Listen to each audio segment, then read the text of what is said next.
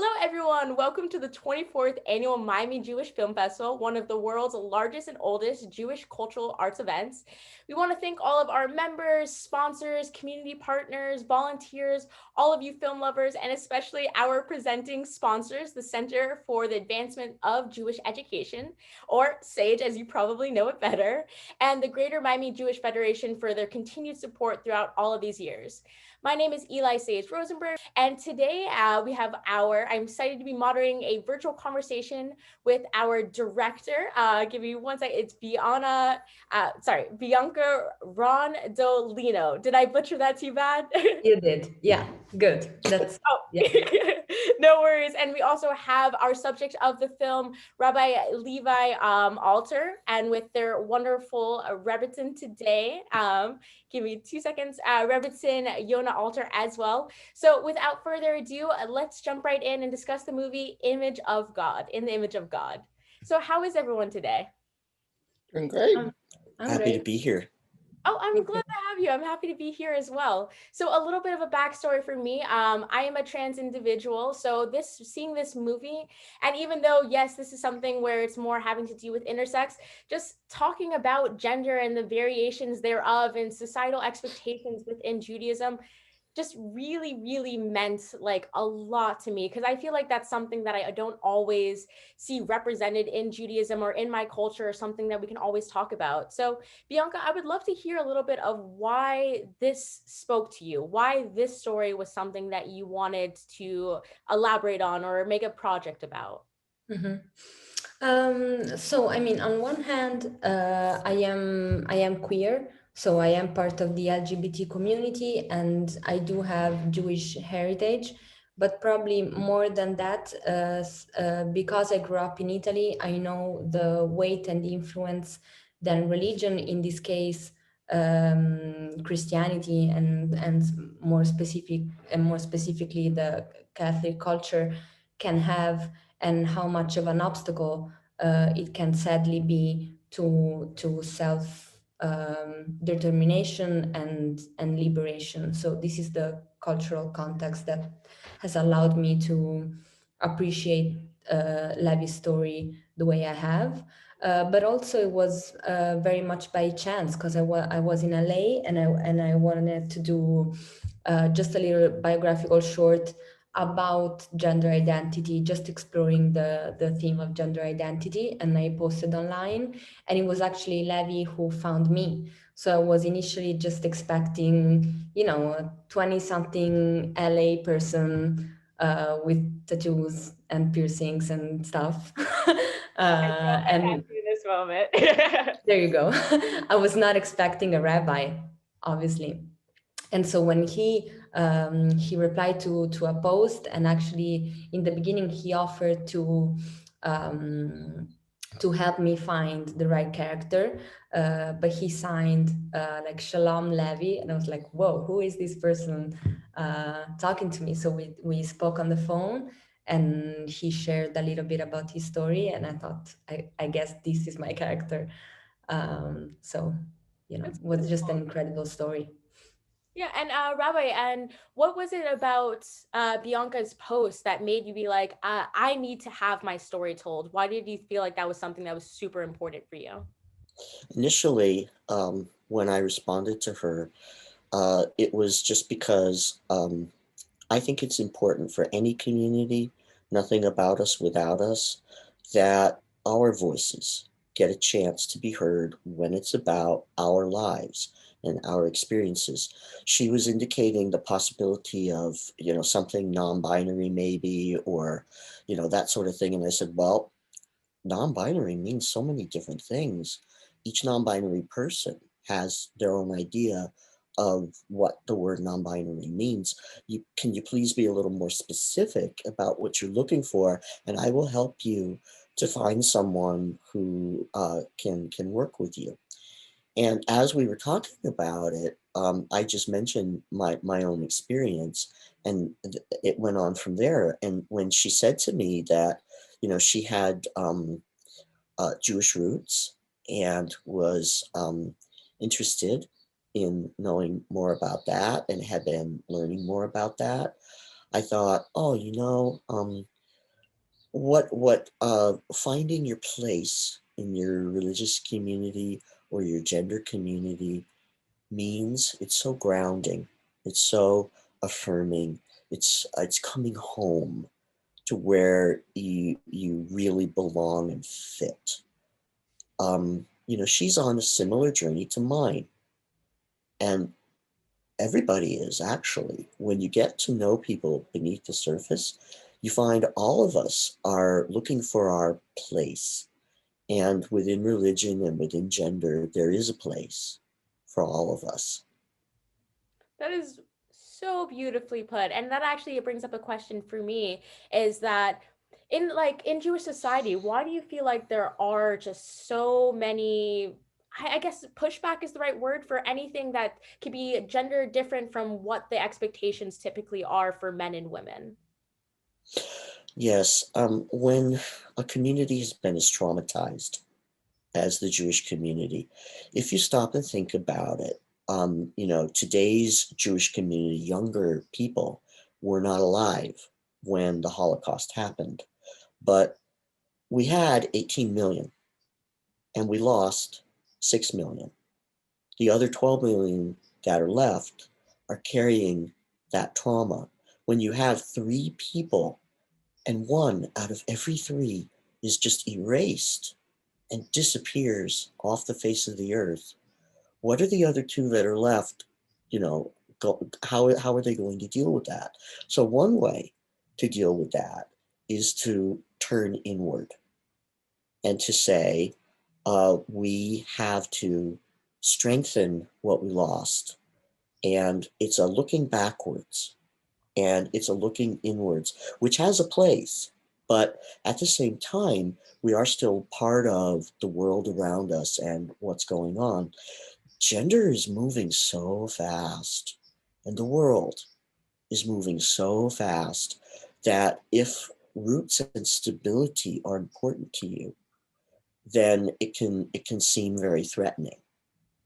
And so you might not only not want things to change, you might even want things to go back further than that. A lot of things that were acceptable in the American Orthodox community during my grandparents' time would be unthinkable today. Let's just take a simple thing like keeping kosher. Who ever heard of glot? What was that? And now everything has to be at that level of glot. Nowadays, all our children go to day school. Mhm. In those days, hardly anybody had a chance to go to day school. We didn't have a lot of day schools in those days. So, many expectations have changed to get to the more strict level. But at the same time, to have that stability, there has been a lot of looking backward and looking inward, closing off the changes of the world in the places of men and women. But there's that tension there that we still live in the modern world. So my wife is a doctor. We have women who are lawyers, judges, members of Congress. In every sphere of life, what are we going to do about a Jewish community that's trying to elevate motherhood and marriage and the family and the Jewish home as the most important thing? So I can certainly understand, all the different points of view, but in the end, what we have to recognize is um, every child is so unique and so special. And for something like non-classical congenital adrenal hyperplasia, that's just one of many, over 80 medically recognized intersexed conditions. One out of every 27 Ashkenazi Jews has NCCAH, whether they know it or not, whether it's been diagnosed or not. That means in every Jewish classroom of 30 kids, one of those kids has NCCAH. In every minion, you take three minions, 10, 10, 10. Well, one of those is going to have somebody with NCCAH. And this is not something where we can push people into boxes. Even if we had a male only box and a female only box, you cannot take a human being created in B'Tselem Elohim, in God's image, and say, you must fit in this box because a piece of paper says you have to. That was why I was a boy who had to go to school wearing a dress. My parents knew I didn't fit that box, but they just didn't have a way being, uh, how do you stand up to authority? We're taught to uh, respect authority. What were they going to say to the legal or to the medical professions about that? So we have to be appreciative of the role of our Creator, the wisdom of our Creator in creating every person perfectly with a special uh, role in life and gifts to give to the community, and make a contribution to the Jewish community. And it says in the Torah, in the book of Yeshayahu, do not let the saris, a person who might be gendered differently, say, I am a dry tree, meaning I might not be able to have biological children, perhaps. Um, because I will give them a monument and a name in my house better than sons and daughters. So we're still looking for our place in God's house where we have a monument and a name that has been promised to us. And when there can be a full flowering of every member of the Jewish community, then we will all have a monument and a name in God's house, and our temple will be complete. Wow.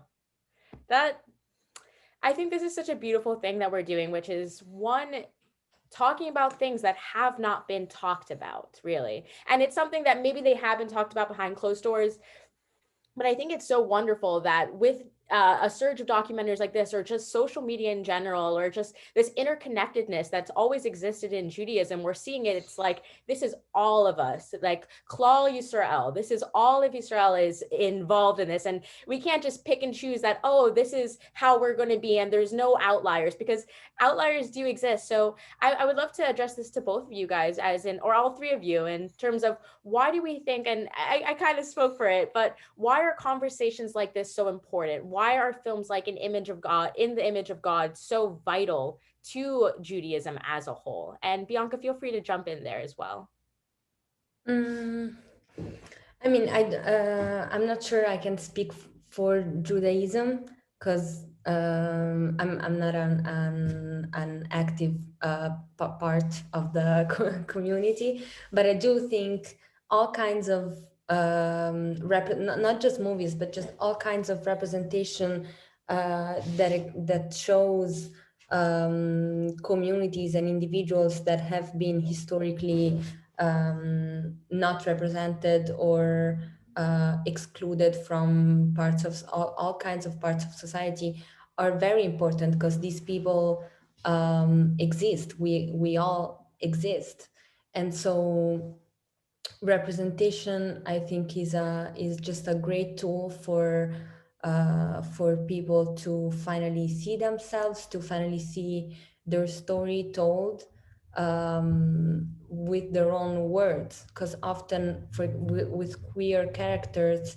I mean, in the past decades, there has been a great, I mean, many queer characters have emerged in movies and TV series and all that are even mainstream, but often they are told by straight or heteronormative people with that narrative in mind.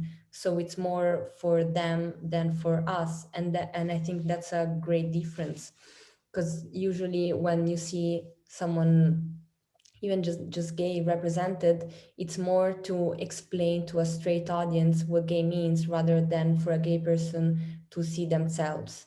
And I'm using gay as a in like in brother in its broader sense.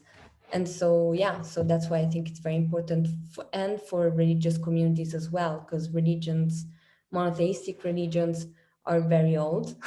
And but as Levi was saying, gender, our perception of gender is evolving, and it's just wrong to think that one should that one view should exclude the other, that they are mutually exclusive. There's no reason why someone should be alienated from the wrong God uh, because they have a new perception of gender or view of sexuality. Beautiful. In Judaism, we have the written Torah and we have the oral Torah. And in the written Torah, there are many different life stories that are told, and no two are alike. Abraham's story, Isaac's story, and Jacob's story are different. Sarah's story, Rebecca's story, Leah and Rachel's stories are different.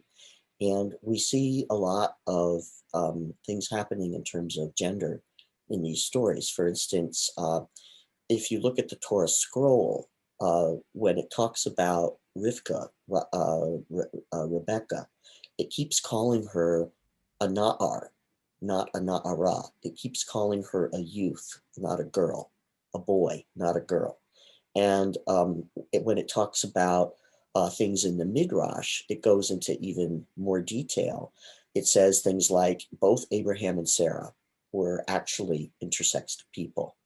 It goes on and it says things like Dinah, the final child of Leah, and Benjamin, the final child of Rachel, were switched, and that in their fetal environment, God caused a change to happen so that Benjamin was more like a girl and Dinah was more like a boy, because originally that's what they were, and then they were changed. So that explains why Dinah would go out to see what was going on in the world, because she had this boyish nature. It says that Michal, the wife of David, had the heart of a man, and that was why Michal wore tefillin, that she was male gendered. So we have all these stories in the Midrash, but for today, the oral Torah has never ended. It's still ongoing, and every generation contributes to it. And each of us is part of this Torah that's ongoing. If you look at a Sefer Torah, every one of us is also a Sefer Torah. The Sefer Torah reflects God's nature to us in many different ways. And each of us, as a Sefer Torah, is reflecting the image of God to the world in many different ways. And that's why it's so important, Jewishly, for us to hear these Sifrei Torah being read, to hear the chanting of each Sefer Torah. So we have to tell our own beautiful stories that is part of this beautiful Jewish tradition that we all are directly contributing to. It's not a spectator sport. We all are participating in Judaism. Every Jew is important. Every Jewish voice is important. And if I can add my 2 cents, Please do. this story that Bianca managed to pull out of him is, I think, posted to a wider audience than Bianca is mentioning.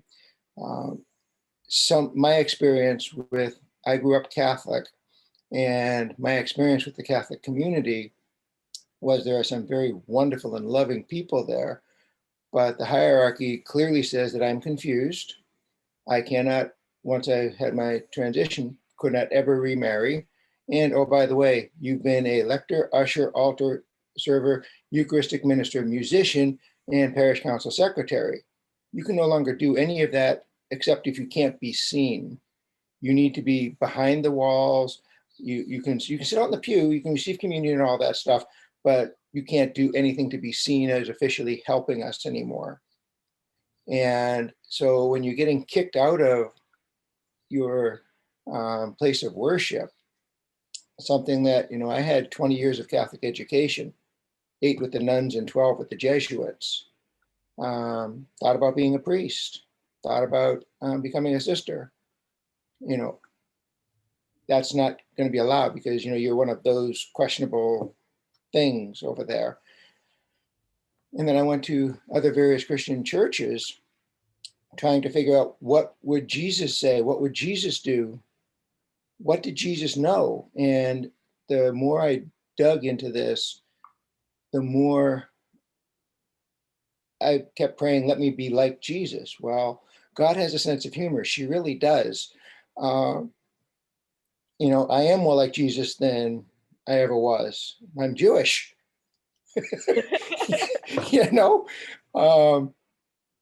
And so with that, finding the acceptance in the spiritual realm, irrelevant of the religious realm.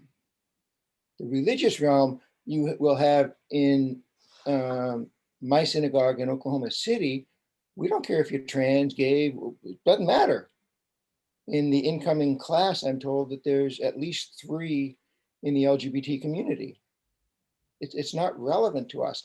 Welcome. We want loving, caring Jewish people. Your souls are coming home. In some Christian churches, you're all welcome. In others, you're not so welcome. And so is it a religion that needs to be respected, or the spirituality of the individual? And so if someone can see themselves and say, wait a second, that's my story. They don't even know me. How do they know my story? And I had that experience reading something 25, 30 years ago.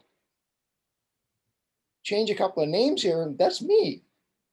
And all my denial and all the brick walls I had built up to protect myself came crumbling down.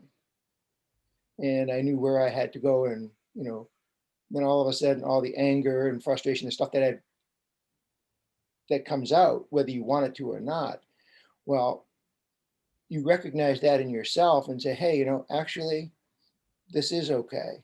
And when you start studying and learning Torah, oral, written, when you start studying and learning all of that, you realize, hey, wait a second here. The English version of this stuff that I'm reading doesn't cut it. You need to delve deeper and find out, parse, what does this yud mean in this word? Why is this yud here? Why is that vav there? They make a difference. And Rashi goes into that. The Baal HaTurim goes into that. The commentaries, all of that will really bring that forward. And when you were talking to Levi before this recording started, he gave you just a tiny tip of the iceberg of what's going on.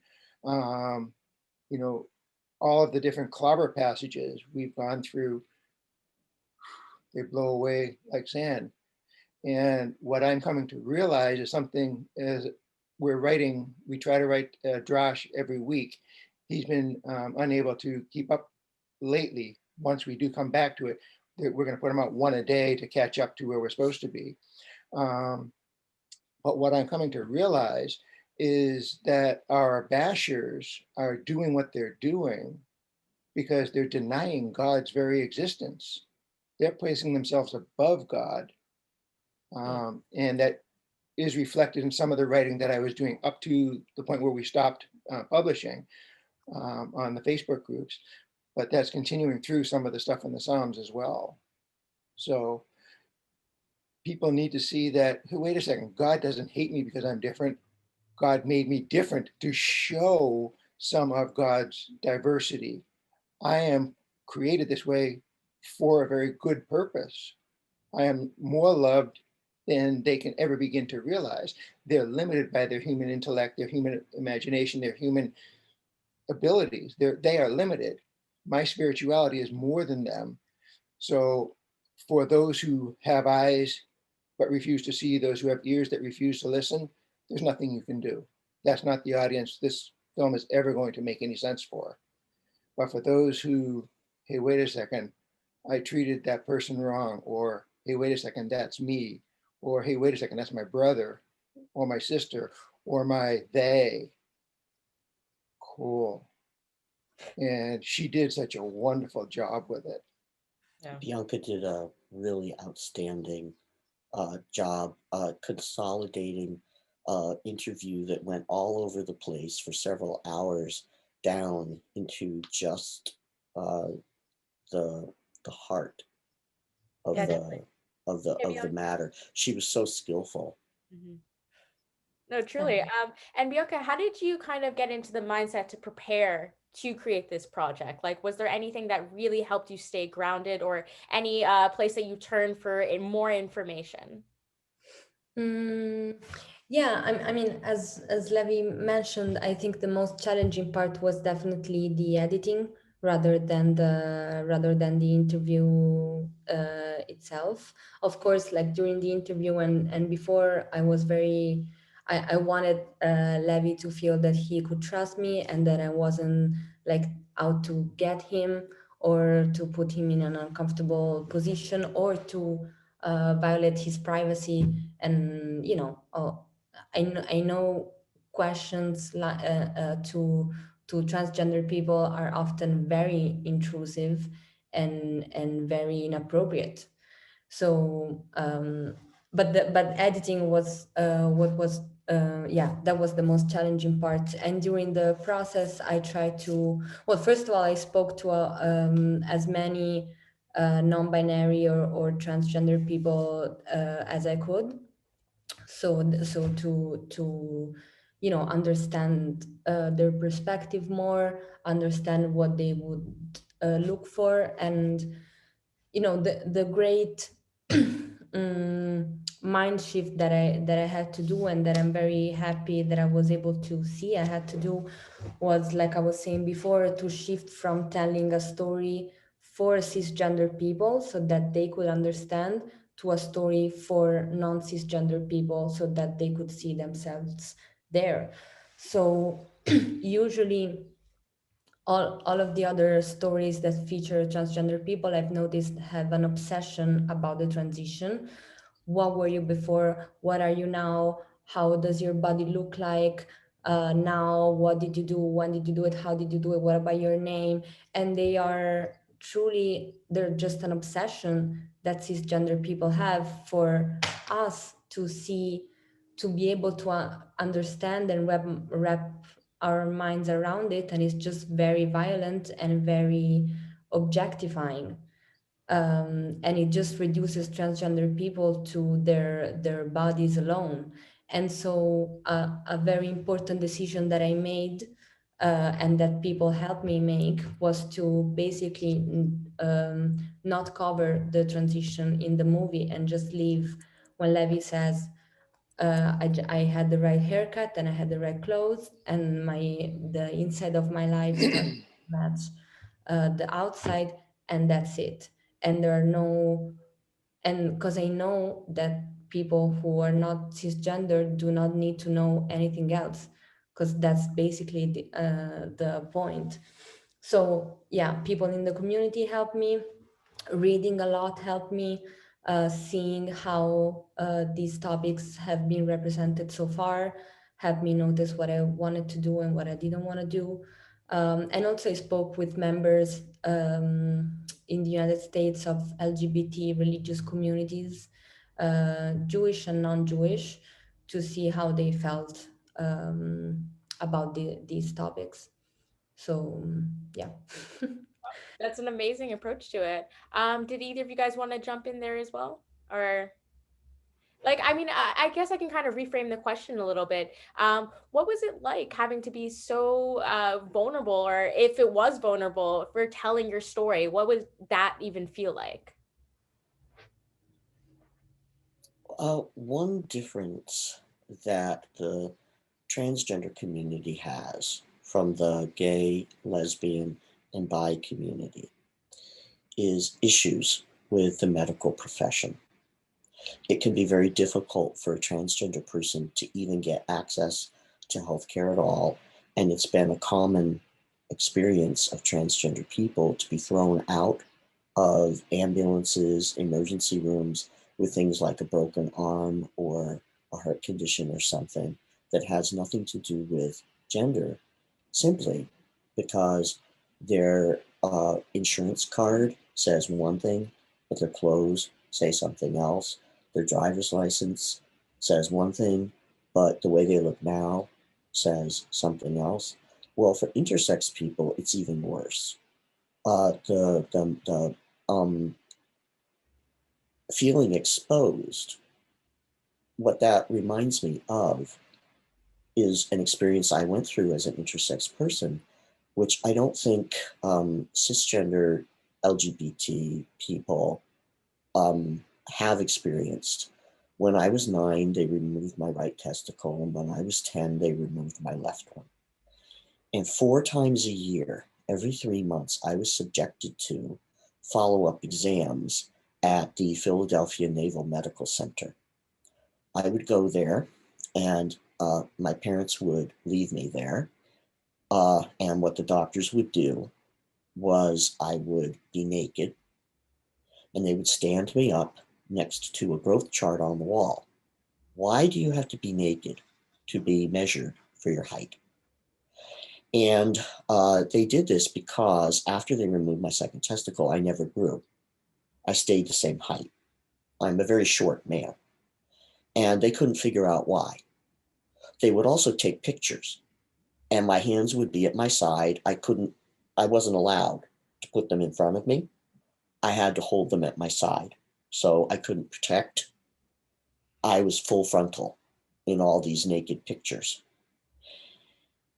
And then I would be lying down on a steel table, and doctor after doctor after doctor would come in and do the exact same exam, a very invasive internal exam.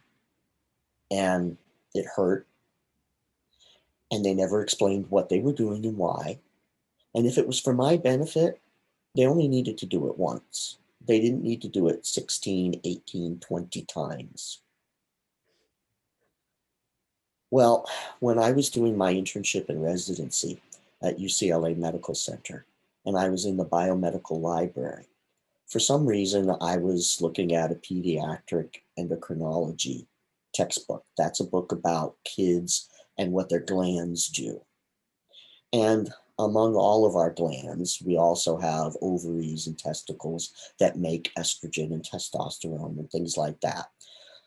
Well, there was this picture, and I recognized the doorway with the growth chart.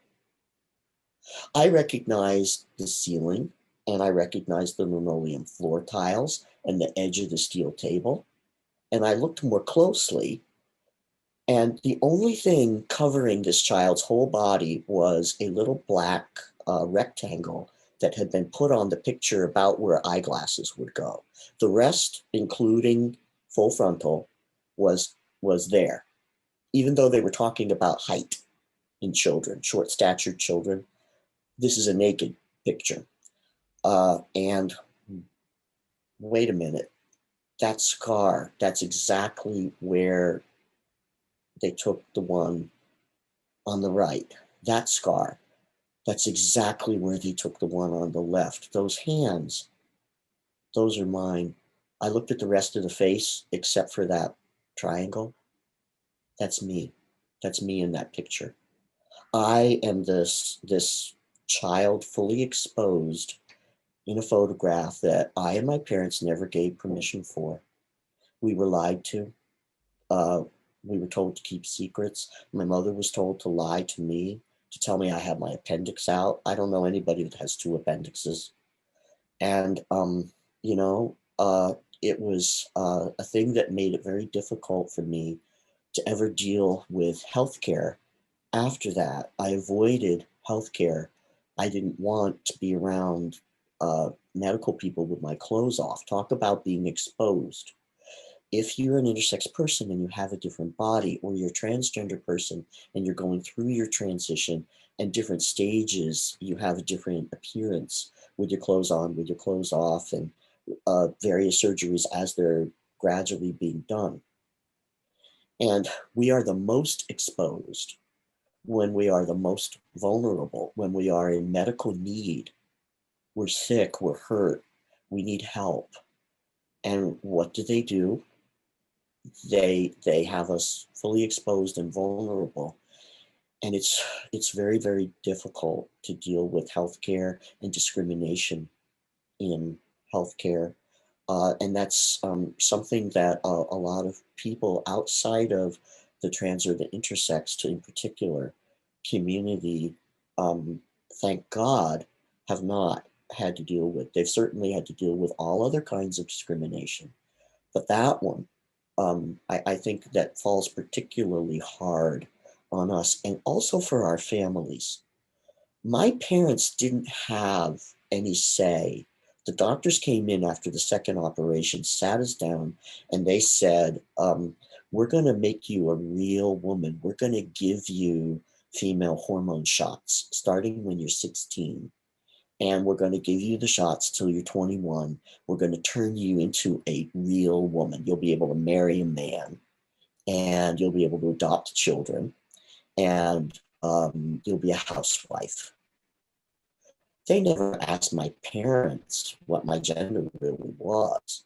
They never asked me. My parents had no say in any of this, and they were told to keep secrets and lie to their own child. So this kind of doctors not only not taking into consideration the patient in front of them, but also the parents as well. They didn't have any education. They didn't have any support in making difficult decisions for their own child. And so my way of solving this was I left when I was 15. You leave when you're 15, they can't find you when you're 16 to turn you into a woman and give you these shots. You know, but when people are operated on when they're a few hours old and all the rest of their lives, they have to go through the consequences of botched surgeries that don't work, and they have endless problems that they wouldn't have had if nature had been left alone. The parents are often not told, this is not a medical emergency. You don't need to do this now. You can wait and let your child decide what they want. Right now, that's the big frontier for the intersex community, is just dealing with medical, what amounts to malpractice. Nothing against the doctors themselves, but rather the stance of where the field needs to go. And the way for it to get to a good place is just to listen to our stories, just to listen to patient advocacy groups, intersex people ourselves, being able to talk about what our lives have been like and what our experience of non-consensual surgeries and medication regimens and being forced into a certain legal identity and things like that that did not fit the way God in great wisdom made us perfect. Every baby is perfect. Um, uh, this is a very fundamental human rights frontier to say we want to have the autonomy to make decisions about our bodies, and we want our parents also, our families, to be respected and taken seriously and educated and supported rather than dictated to. Yeah. Wow. It's so true. And just kind of bringing it back into talking about Judaism and stuff, which again, the movie does such a beautiful job of integrating both the medical aspect of your story, or the, not so much the medical, but just the how you felt and then how going into ourselves. But what do you guys think? And either of you guys can answer this. What could the Jewish community be doing better? And this is not a conversation that I think is limited to just gender or sexuality. It's just talking about homogeny in general. Like, what can the Jewish community, be doing better with dealing with otherness? Hmm. Well, first of all, we don't have a monolithic Jewish community. In renewal, Reconstructionist, Reform, and Conservative Judaism, there's a wide range of what's considered normative and acceptable. And there are LGBT rabbis. I know many wonderful trans rabbis who are friends of mine that I respect and love, that are transgender rabbis, disabled rabbis, intersex rabbis, women rabbis, and so on. In the Orthodox community, we're not monolithic either. We go from open Orthodoxy, modern Orthodoxy, centrist Orthodoxy, Yeshivish Orthodox, Hasidish Orthodox, Ashkenazi, Sephardi, in Israel, outside Israel. So many different ways of being Orthodox. And there are different expectations. But when you have a boy who isn't good at Talmud, and he may be wonderfully talented in some other area, but he's not doing well in Talmud, he can feel like a total failure. And meanwhile, when you have a girl who has wonderful aptitude in something like higher Jewish learning, and they say, oh, go help your mother with the housework. You know, your brother has to study Talmud. It's just it's a way of making people feel like Judaism doesn't have a place for them. And we like to think in the Orthodox community, oh, look, we keep our young people. No, actually, we don't. When they leave, they either go into other branches of Judaism, or they just leave Judaism altogether. And because we write them off, we don't have to think about all the ways that the Jewish community could have been there for them, but was not. And as a rabbi, um, I want every Jewish person to be able to grow into a person in the Jewish community who can really exercise their full talents and make their total contribution to the community. So we have to find ways to be able to do that. We can have more co-educational classes. We can do more things in our schools to deal with different kinds of students. Rabbi Mervis in the UK did a wonderful thing on LGBT students in Orthodox schools, how Orthodox schools throughout our Jewish education can affirm children who are gender different or orientation different, and that they know that there is always a place.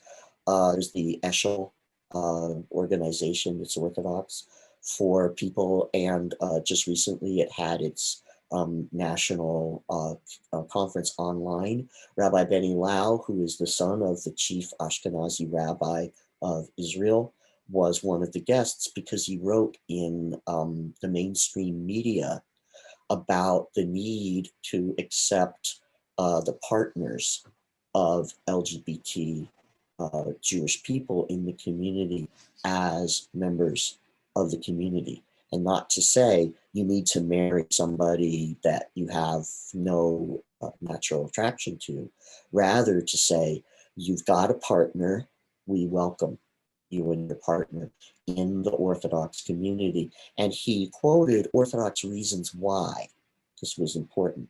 And we cannot emphasize one Orthodox text or principle while we ignore all the rest. You know, when we keep Shabbos, you know, Pikuach Nefesh, Dochei HaShabbat, Pikuach Nefesh, and Kavod Habrios, respect for all of God's creatures.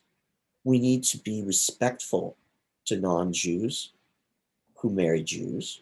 We need to be respectful to people who had a different kind of a Jewish upbringing that wasn't from a frum family.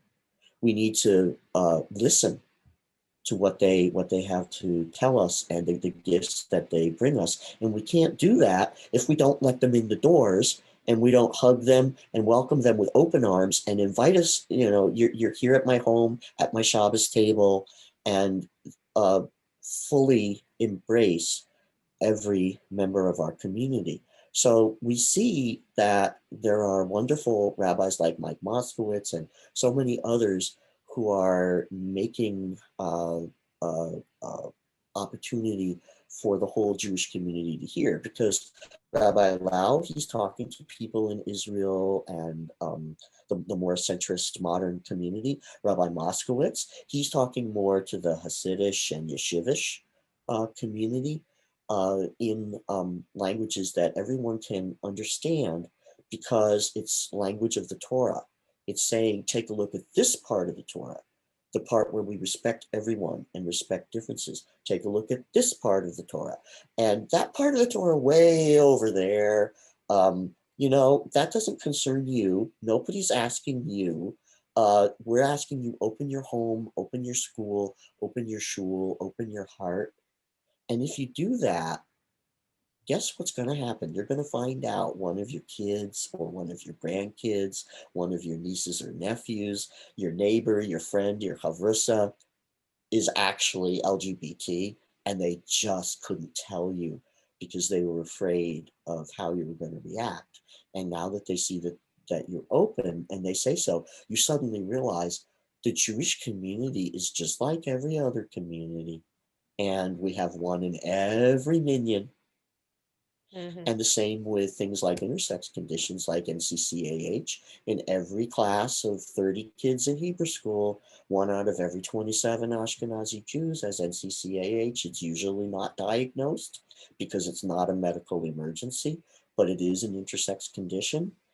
And so you do, in fact, even in the Orthodox community, know plenty of LGBT people. And I have to say, I am not the only intersex or trans Orthodox rabbi.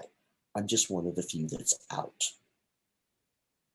Yeah. There are others who I will not out. But we're here and we're mahmir, and get used to it. I love that. Oh my God, I need that on a t-shirt somewhere. No, that's so great.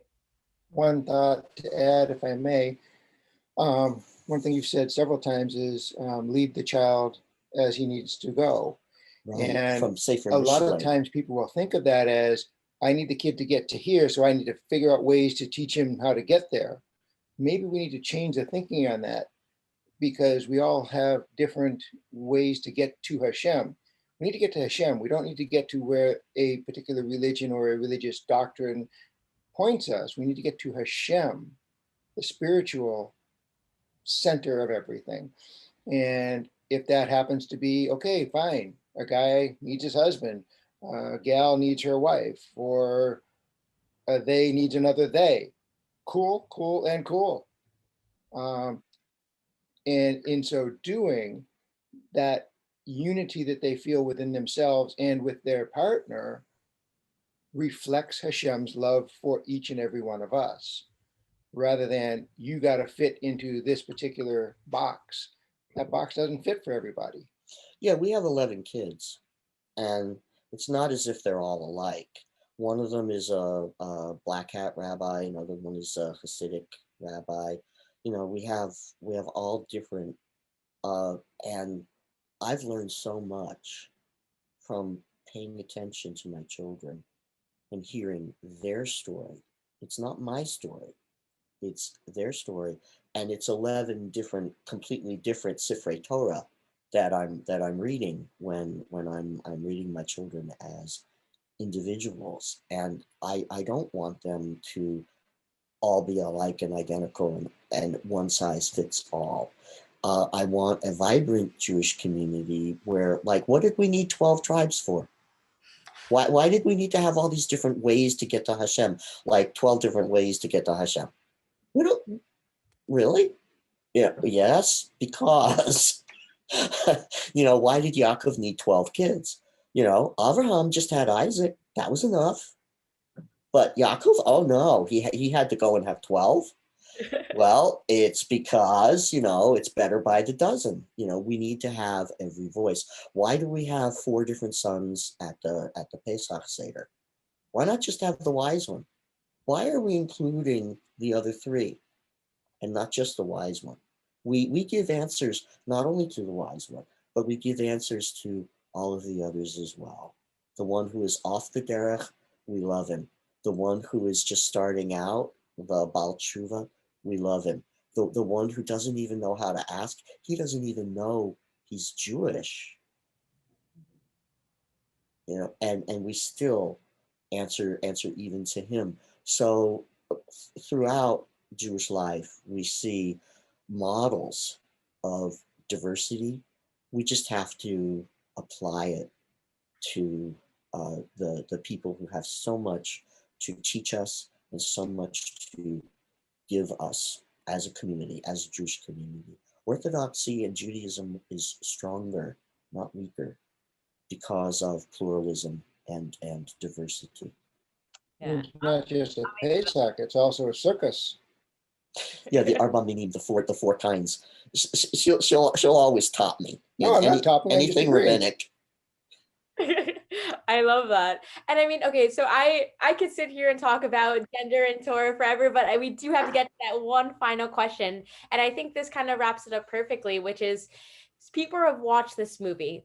What do you think you would want that main takeaway being, that one thought that they have as they're leaving after watching it? And Bianca, I'll hand that off to you first. That's a big question. It is. Well, I mean, the absolutely the first goal. I mean, as I've said more than once already, is just to see themselves, if they haven't already, in other movies or TV series, because there are many. Yeah, there's not a lot of content that features people who with diverse gender identities, but also just in general, because already I've showed the film has premiered in Italy already, so people who are not Jewish or who are not part of the LGBT community have seen it. And um, I've seen people who with different personal insights take away something from it. And I think for me, the most important thing about this story is that if you're one thing, doesn't mean you can be something else as well. Everyone has um, everyone has a lot of everyone is very nuanced. Everyone has their own identity, be that gender identity, spiritual identity, just all forms of identity. And even if we don't see, we often see every kind of community represented in a way that's very monolithic, like Levi was saying. It doesn't mean that that is how people actually are in their true self. So you can be Orthodox and an LGBTQ activist, and you can vote Republican and be, I don't know, I mean, anything you want. People are complicated, and everyone should seek their truth, whatever that is. That's beautiful. That's very beautiful. When my wife was talking about her experience as a convert, uh, she came home to Judaism. We say that wandering souls, Mhm. that are Jewish souls that were there at Sinai, find their way home. They were born in non-Jewish bodies, in non-Jewish families, but they found their way home. People that are born in bodies that don't work for them, when we can get the outside of our body, the outside of our life, to better reflect our inside, that's when we are really and truly home. And what is that home? It is God's house, and there is a monument and a name, like the book of Isaiah says, for every person, including intersex people, transgender people, but all people. In that same speech about the house of God, in the dedication, Shlomo HaMelech, King Solomon, says that God's house will be a house of prayer for all people. Every person has a home in Judaism. Every soul has a home in the source of souls, in God, in divinity. We are in the image of divinity that makes us, in a way, divine. And I love, when I look at you, Sage, seeing divinity in you. When I look at Bianca, seeing the divinity in her. When I look at my wife, Yona, seeing the divinity in her. And all of us are home where we belong. Oh, that's beautiful. I feel like I just went through a little spiritual meditation when you said that. And Rebbetzin, would you like to add anything as well? I think these two have said it perfectly. Come home and reflect your tiny piece of Hashem so that all the world can grow, see, and marvel at Hashem. That's why we're here, to praise Hashem, to love Hashem, and glorify. Lech lecha, go deeper into yourself. And in so doing, you go deeper into Hashem. But you have to share that with others. Otherwise, that candle goes out. Wow. What a beautiful conversation. What a beautiful movie. What a beautiful story. What a beautiful bunch of people. Thank you all so much for being here. And with that, I'm just going to go ahead and close us out. So once again, thank you to all of our members, sponsors, community partners, volunteers, all of you film lovers, and especially our presenting sponsors, being the Center of the Advancement of Jewish Education, or SAGE, as you probably know it better, and the Greater Miami Jewish Federation for their continued support throughout all these years. And thank you again, our audience, for participating in the 24th Annual Miami Jewish Film Festival. So with that, I bid you all adieu. So we're just going to wave goodbye to the people who will be watching this. Shalom. Yes, shalom. Thank you very much. Thank you.